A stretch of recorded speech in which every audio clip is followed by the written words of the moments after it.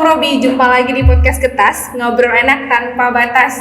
Hari ini kita kedatangan bintang tamu yang sangat spesial, yaitu kakak yang kita sudah kenal sebelumnya, Kak Terry Yesi Evelyn Sembiring.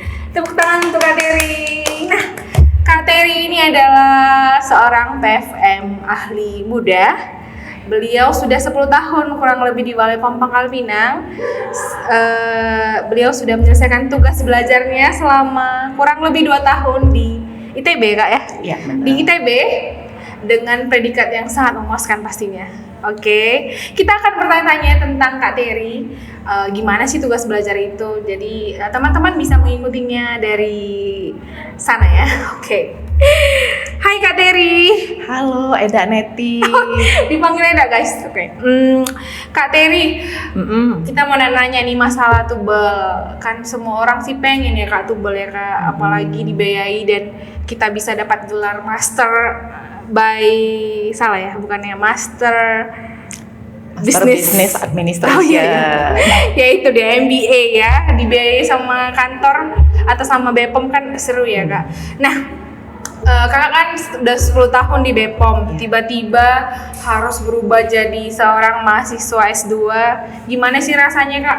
Kan 10 tahun itu Kakak lama ya 10 tahun itu ya Kak. Biasanya Kak kerja kemana, ke sini, kerja ke sana, ke sini gitu. Tiba-tiba harus jadi mahasiswa lagi, gimana sih rasanya? Kalau ditanya gimana rasanya, yang pasti banyak yang beda ya, banyak yang berubah gitu kan. Apalagi udah 10 tahun kerja, biasanya tuh kalau orang-orang yang udah, apalagi yang udah senior nih, itu dari yang biasa kerja hari-hari ngadepin kerjaan, tiba-tiba jadi mahasiswa duduk diam mendengarkan lah ya, kurang lebih kayak gitu. Itu pasti, aduh banyak keluhannya itu, otaknya udah nggak ini nih gitu, otaknya udah nggak bisa dipakai mikir gitu, pasti banyak ya yang kayak gitu. Sedangkan misalnya dari S1 ke S2 aja, kadang udah, aduh masih bisa nggak ya ngadepin gimana sih perkuliahan lagi, belajar lagi gitu. Nah apalagi kalau udah jeda nih kerja 10 tahun, itu juga sebenarnya ya sempet lah ada awal-awal itu kekhawatiran, aduh ini bisa nggak ya nanti dipaksa mikir lagi, masih sanggup nih otaknya ngolah informasi lagi, ya ada sih yang seperti itu. Tapi kalau ditanya gimana ya, sebenarnya awalnya lumayan berat lah, lumayan berat, cukup berat karena memang kebetulan jurusan yang diambil kan beda nih backgroundnya sama yang sebelumnya, jadi benar-benar emang belajar dari nol lah, memulai belajar hal yang baru, mulai dari nol lagi. Itu belajar ya, tapi ya menarik sih, jadi lebih ke challenge diri sendiri juga sebenarnya gitu. Oke, jadi Kak Terry ini men-challenge diri sendiri. Oh ya, tadi lupa menginformasikan kalau Kak Terry ini, dia itu lulusan S1 hukum sebelumnya, tapi ngambil S2-nya, S2 MBA Magister bisnis. Administrasi bisnis boleh kalau untuk versi bahasa Indonesianya. Kalau memang dari jurusan dari kuliahnya sebenarnya kan Master Business of Administration gitu. Cuman kalau untuk secara versi Indonesia lah ya, untuk di kepegawaian itu Magister Administrasi Bisnis. Oke. Jadi memang ya beda gitu. Beda rasanya, challenge diri sendiri tapi nggak linear juga, iya. Oke. Nah Kak, jadi gimana sih sebenarnya motivasi dari yang bekerja tiba-tiba jadi pengen S2? Motivasinya itu apa sih sebenarnya Kak? Kira-kira?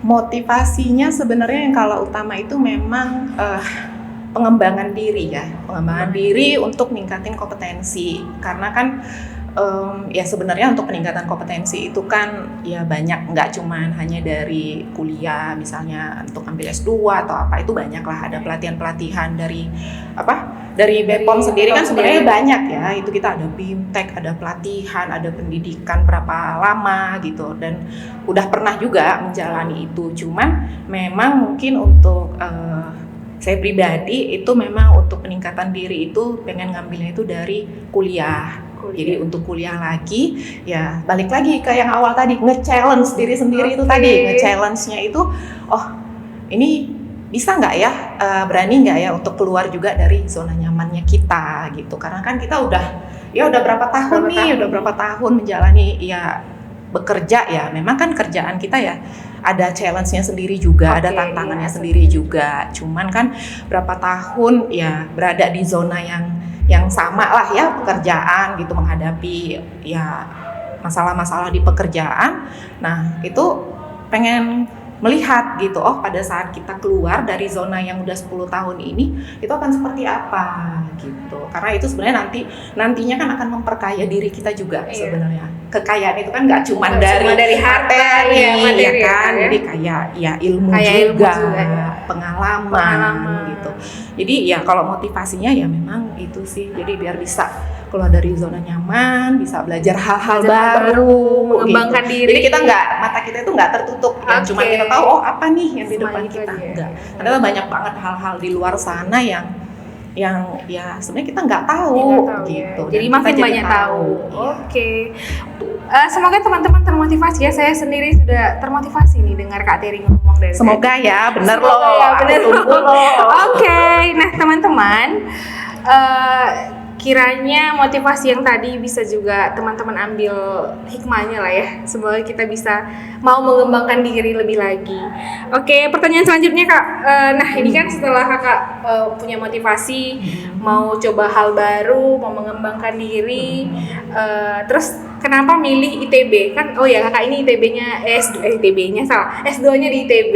Nah kenapa milih jurusan MBA-nya itu beda dengan hukum, dan juga kenapa milih ITB gitu Kak? Oh, kalau alasan untuk kenapa memilih sebenarnya ya jujur li awalnya memang sebenarnya itu pengennya kan ngambilnya magister hukum ya, magister hukumnya Unpad.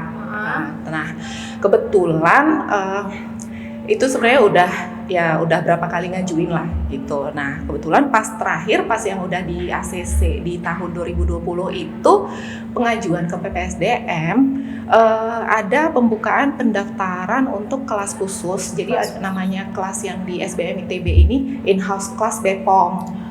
Gitu. Jadi memang kelas khusus untuk BPOM, dan mahasiswanya itu dalam satu kelas isinya orang BPOM semua.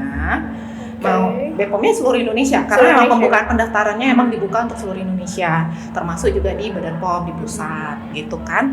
Nah kebetulan ada pembukaan pendaftaran tersebut, dan dari PPSDM-nya sendiri itu menyarankan gitu untuk coba deh ikut pendaftaran untuk yang kelas khusus ini gitu. Walaupun ya sebenarnya ya awalnya ya ada juga mempertanyakan ke diri sendiri juga sebenarnya ya, waduh ini hal yang baru nih sebenarnya gitu. Ini beda jauh nih dari background sebelum pendidikan sebelumnya juga, dari background pekerjaan juga sama di Badan POM gitu kan. Ya ada mempertanyakan juga sih ke diri sendiri. Cuman akhirnya dari PPSDM-nya juga menyampaikan bahwa sebenarnya ini walaupun administrasi bisnis, tapi memang ini karena dia in-house class, jadi emang fokusnya itu di strategic leadership.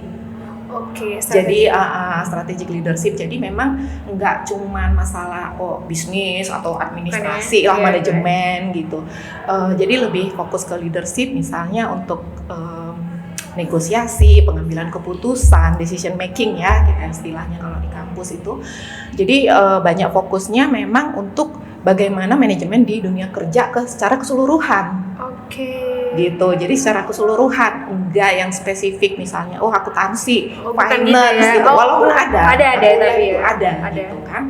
Nah tapi ya akhirnya karena memang ada penjelasan seperti itu dari PPSDM-nya juga menyampaikan bahwa ini terbuka untuk semua, maksudnya tidak harus yang kalau dia background-nya teknis tidak boleh, atau background-nya apa ini tidak boleh, enggak, ini terbuka karena memang untuk mata kuliah sendiri memang sifatnya umum gitu, manajemen secara umum gitu, dan bahkan lebih fokus ke leadership-nya seperti itu. Makanya akhirnya ya udah, setelah melalui pergumulan batin ya, sampai bergumul nyari wangsit gitu kan. Nah, di mana nyarinya Kak?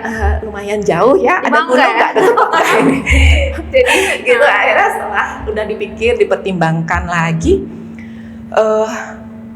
ya udah akhirnya mencobalah ya, memberanikan diri untuk mengubah proposal, ngulang dari nol sih tepatnya sebenarnya, karena kan ada membuat proposal, membuat nanti outputnya arahnya mau kemana, untuk organisasi seperti apa. Akhirnya ya sudah, kita ulang dari nol, saya coba lagi, mengajukan juga lagi ke pimpinan, sampai ke proses di PPSDM. ya sampai ya akhirnya ya sudah tahu sendiri gitu. Iya, sampai akhirnya Makanya kalau bisa dibilang ya bukan kita sih sebenarnya bercandaan kita yang sekelas itu master by accident gitu. Master makanya by MBA accident. master by accident gitu. Karena bukan awalnya merit by accident ya. Iya, bukan ya Kak, kita nggak bahas itu ya. Tolongnya neti ya dibedakan ya. Master by accident ya Gitu. teman-teman. Jadi emang sering bercandanya master by accident karena banyak yang memang teman-teman lain juga banyak yang seperti itu, yang karena isinya satu kelas itu memang kebanyakan Beda-beda. teknis malah, jadi iya. apoteker. Ngambil manajemen. Kebetulan memang untuk yang SH malah saya sendiri. Cuma sendirian Iya, ya. pemain tunggal di situ Tunggal. sekelas gitu. Jadi teman-teman yang apoteker yang lain juga ya banyak yang seperti itu kan. Jadi beda jauh dari backgroundnya mereka gitu. Berarti lebih ke leadership ya Kak ya. Jadi Iya. membentuk. Berarti Iya. calon pemimpin nih. Ya, amin. Mudah-mudahan Amin, ya. kalau memang diamanahkan untuk seperti itu kan tidak ada salahnya. Kepala balai nih. Oh jangan.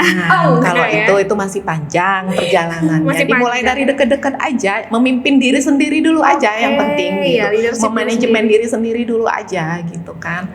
Nah itu jadi ya itu tadi ya. Jadi emang kelasnya BPOM itu SLEMBA namanya. Selimbang. Strategic Leadership Master Business Administration. Gitu. Jadi itu emang kelas khususnya BPOM. Oh, iya. Berarti ada berapa orang Kak kemarin? Satu kelas? Kalau totalnya kita itu sekitar 31 orang. 31 orang itu memang include dari pusat, itu pusat dari berbagai macam unit juga ya di pusat. Sama untuk dari balai-balai itu ada setengahnya itu dari balai. Kita Pangkal Pinang ya satu, itu saya. Lalu ada dari Lampung, ada yang dari untuk Sumatera Medan ya ada, Kak? Lampung, Medan kebetulan nggak ada. Net. Oh, iya. Mungkin Agak belum males ada orang yang Medan ini. ter-challenge ya gitu, Belum ya? mungkin ya Mungkin. gitu. Nah itu jadi ada beberapa, ada dari Pontianak, Pontianak, Samarinda, Samarinda. gitu. Jadi Dari ada seluruh Indonesia berarti ya Kak? hampir dari seluruh Indonesia karena kan memang pembukaan pendaftarannya sebenarnya emang untuk seluruh Indonesia. Cuman kan memang ya ada dulu itu ada beberapa tahapan ya yang memang harus dilewatin. Jadi memang harus lolos saringan di BPOM-nya, lolos juga saringan di ITB-nya gitu. Oke. Melanjutkan nih Kak pertanyaanku nih.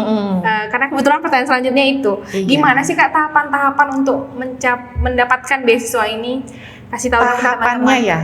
Tahapannya, nah kalau untuk tahapan formal ya, Formal. kalau untuk formalnya itu sebenarnya yang pertama itu yang perlu disiapin proposalnya dulu sih. Oh, pakai proposal ya, Kak? Proposal Oke. tubel ya, Tubel, proposal tubel. tugas belajar gitu kan. Nah di proposal itu dia kan ada beberapa poin yang memang harus dituangkan. Nah di proposal itu juga adalah biasa itu ada contoh dari PPSDM-nya. Oh, ada Itu bisa contohnya, di formatnya bisa iya, dilihat ya. jadi dia isinya itu apa aja gitu. Misalnya latar belakang kenapa nih kita memilih jurusan ini. Oke, Terus sampai nanti jurusannya itu atau universitasnya itu di mana dengan akreditasi apa. Nah, itu kan nanti dipertimbangkan juga ya untuk dievaluasi oleh Evaluasi sama PPSDM. Karena kan ada beberapa pilihan universitas ya terus terang ya mungkin akreditasinya di bawah standar gitu ya. Nah, lalu sampai itu di outputnya. Jadi outputnya itu dengan setelah kuliah ini nanti output bagi organisasinya apa? Oh, harus ada dampaknya ya, Iya, Kak, ya? iya harus ada dampaknya karena kan sebenarnya ya organisasi kan sudah membiayai, ya terus apa nih yang bisa kita kasih buat organisasi kan seperti itu. Jadi outputnya itu nanti tertuang juga. Kalau teknis ya mungkin lebih banyak mungkin kayak ke lab misalnya untuk pengembangan lab atau apa. Nah kebetulan karena kemarin saya terkaitnya manajemen, jadi memang ada juga ngambil untuk di background pekerjaan sebelumnya. Jadi memang kemarin ada kayak saya membahasnya itu terkait manajemen di ranah penyidikannya.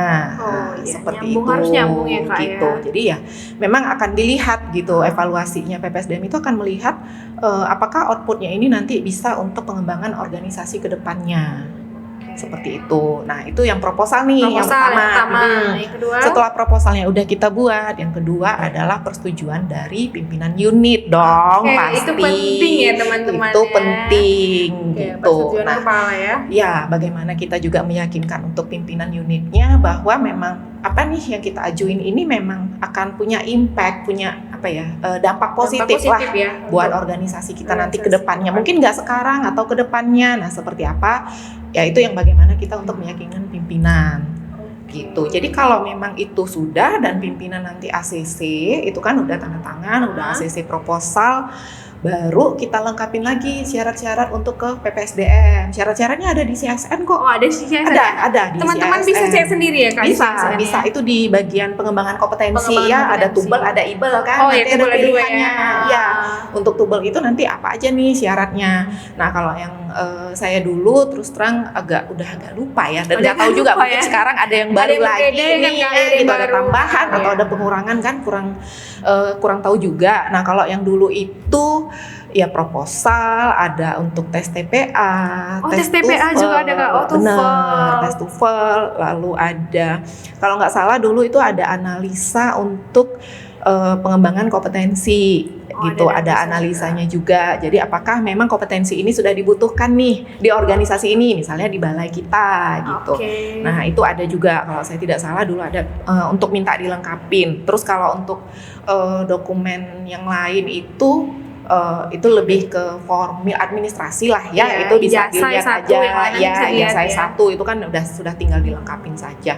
Nah, lalu nanti itu udah kita kirim melalui CSN, disetujui juga dari kepala balai. Mungkin kalau sekarang udah melalui Kasubag TU ya, mungkin ya kalau sekarang ya gitu.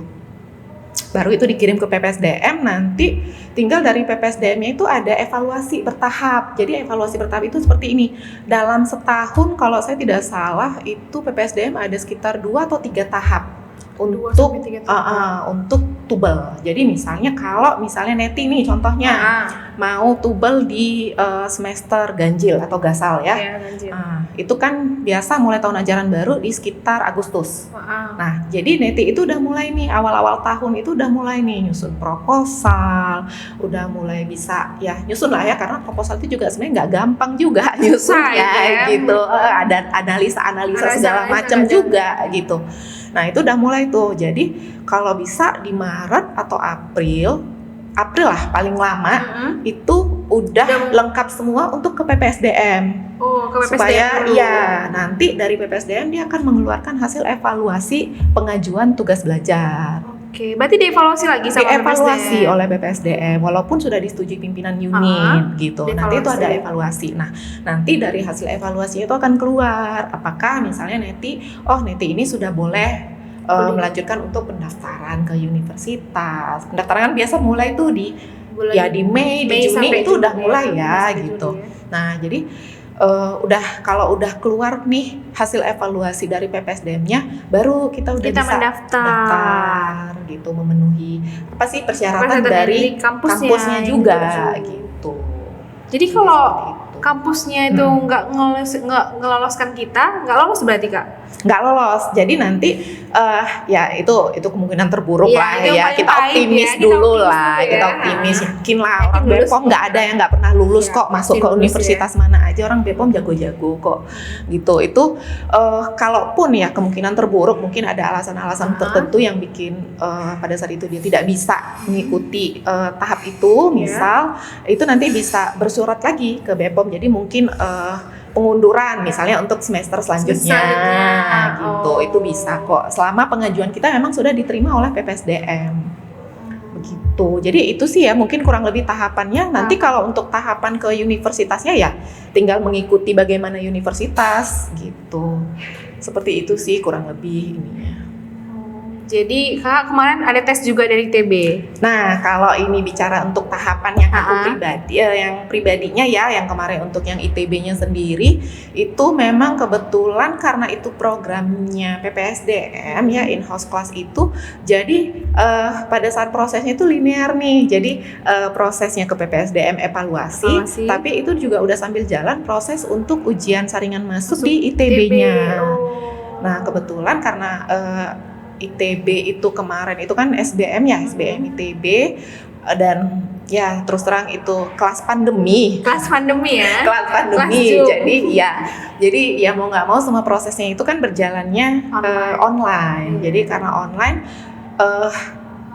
untungnya tetap namanya orang Indonesia pasti ada Bisa untungnya. Untungnya memang kalau saya tuh kemarin TPA-nya udah punya. Standar minimal TPA untuk ITB-nya udah terpenuhi, standar minimal TOEFL untuk ITB-nya terpenuhi.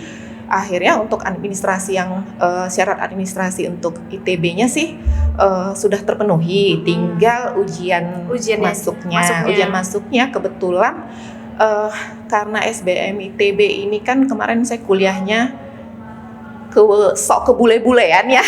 Oke, sok ke bule-bulean. Jadi emang full in English ya, full English ya. Jadi emang materi perkuliahan, bahan perkuliahan, ujian semuanya itu full English, termasuk ujian saringan masuknya. Jadi wawancaranya juga memang kita udah model kayak FGD, forum group discussion gitu. Jadi ada kayak kita dibuat grup, tapi ada juga di situ untuk dari ITB-nya, ada dari BPOM-nya juga kan? Dari BPOM itu kita ada beberapa. Dari BPOM ada kebetulan kalau saya tidak salah dulu itu kepala PPSDM-nya. Oh, dia langsung yang ikut di situ.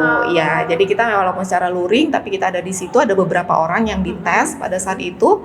Nah, kita itu dikasih seperti kayak kayak case lah, kayak contoh kasus lah, contoh kasus kita diskusikan bersama-sama. Tapi pakai bahasa Inggris. Bahasa Inggris. Wow. Nah, itu yang tadi memang saya bilang ya, mungkin nanti ada yang bisa diambil sama dengan calon-calon peserta tubel nantinya, tapi ada juga mungkin yang akan berbeda gitu, karena memang saya kebetulan kelasnya yaitu tadi kelas khusus tadi dan full in English juga gitu. Kalau ujian masuk yang lain saya nggak tahu ya, mungkin bisa aja ya mengikut universitas yang tergantung ya kan? Tergantung gitu. Misalnya kayak UI kalau nggak salah kan ada SIMA UI kan. Iya. Nah seperti itu. Kalau ITB sendiri sebenarnya ada, kalau TPA-nya itu dia ada tes ITB-nya sendiri.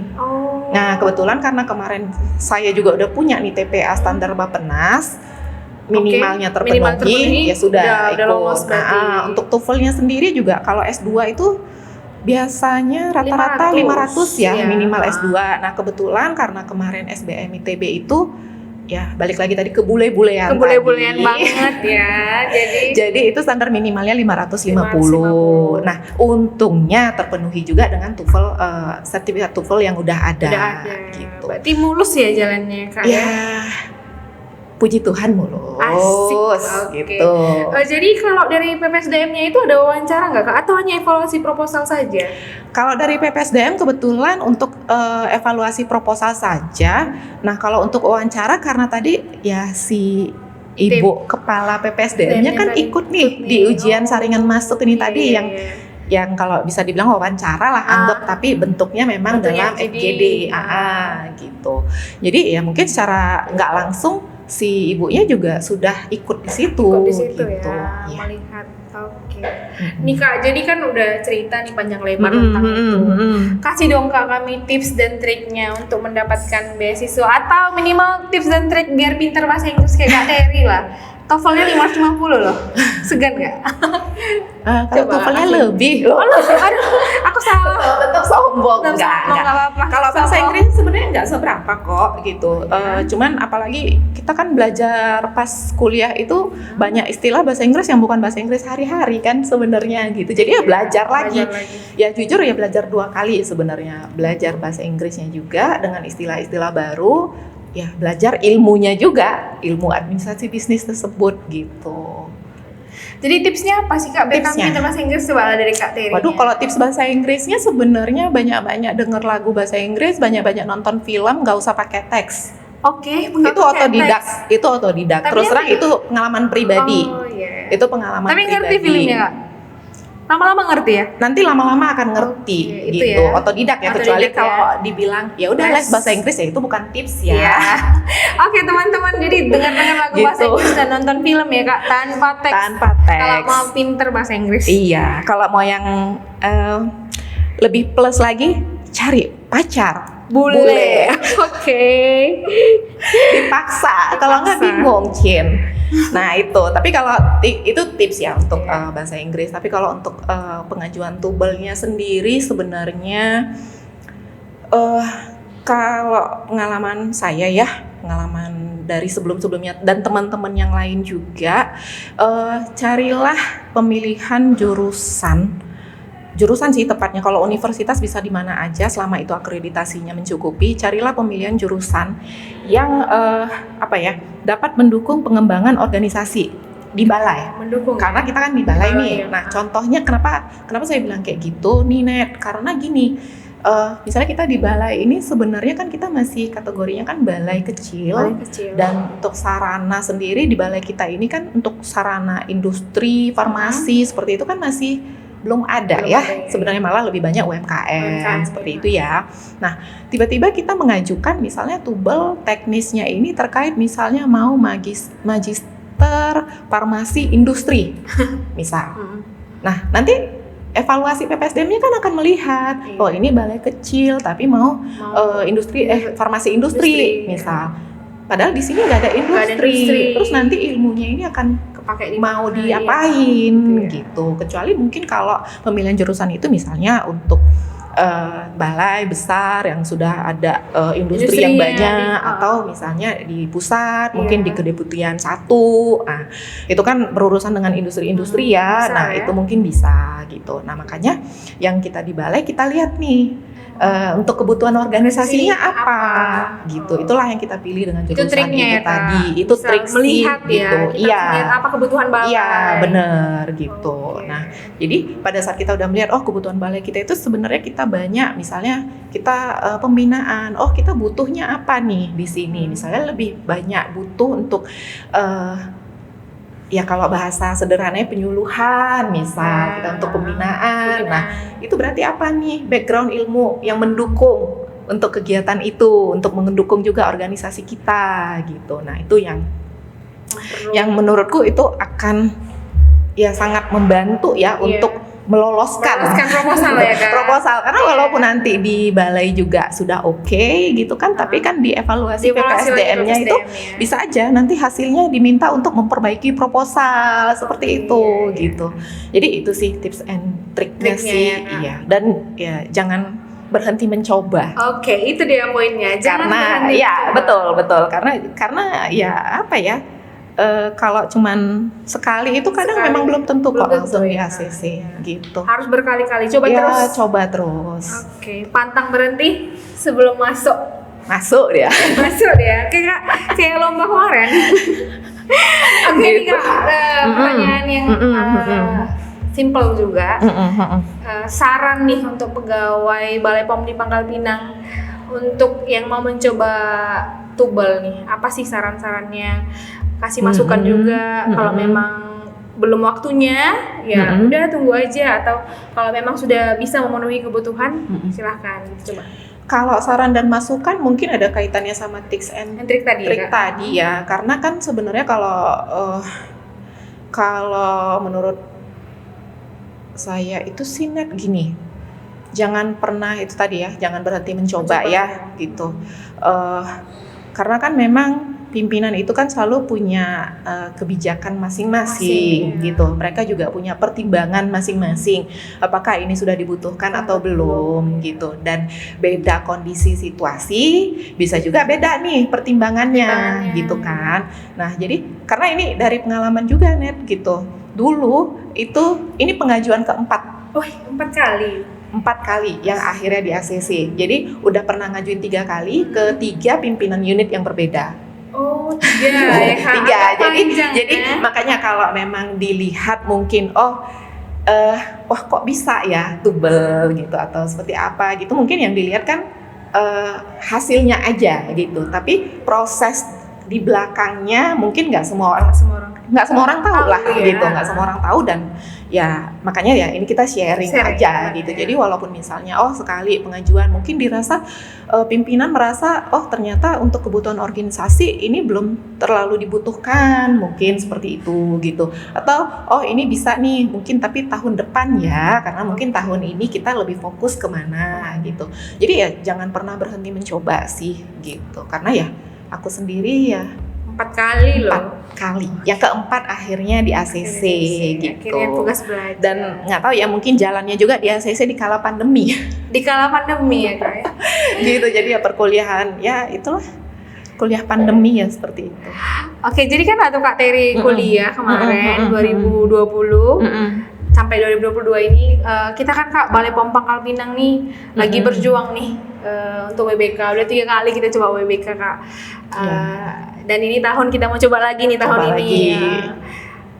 Ini juga salah satu program WBK ini Kak, program dari Pembangunan Jati. Kita adakan podcast untuk sebagai wadah sharing-sharing untuk teman-teman yang lain juga tahu informasi yang baru. Nah nih, apa sih harapan Kakak atau penutup dari Kak Terry tentang pembangunan zona integritas ini kayak gitu. Sekaligus closing statement lah tentang tebal-tebalan tadi itu. Oh gitu. Oke, kita langsung ditutup nih. Kalau terkait untuk ZIWBK ini ya memang ini udah tahun ketiga ya. Dulu mulai itu sebelum mulai kuliah itu emang udah mulai, tapi memang terus terang prosesnya kan sudah tidak mengikuti sampai begitu masuk ini sudah mengikuti dan mungkin sudah makin banyak ya bantuan lah, mau bantuan dari pihak eksternal, mau dari internalnya sendiri kan banyak orang-orang baru juga nih sekarang yang semangatnya mungkin wah apalagi anak-anak baru sekarang ya terus terang ya mungkin semangatnya kan masih banyak membara. Terus ide-idenya masih fresh, ya, kan? Fresh lah gitu kan. Nah itu kayak Neti terus teman-teman yang baru itu kan terus terang ya aku sih optimis ya Kak? Asik, optimis ya? Tahun ini kita bisa WBK. Amin. Gitu. Semoga ya teman-teman bantu doa biar Balai POM Pangkal Pinang WBK tahun ini. Amin. Oke Kak Terry, sekian, terima kasih untuk sharingnya, berbagi motivasi untuk kami. Semoga kami bisa mengikuti jejak langkah Kak Terry untuk terus mau mengembangkan diri, terus mau mencoba dan jangan mau menyerah. Terus coba sampai masuk. Oke. Itu aja, sekian podcast Getas, ngobrol enak tanpa batas. Bye. Terima kasih Kak Terry.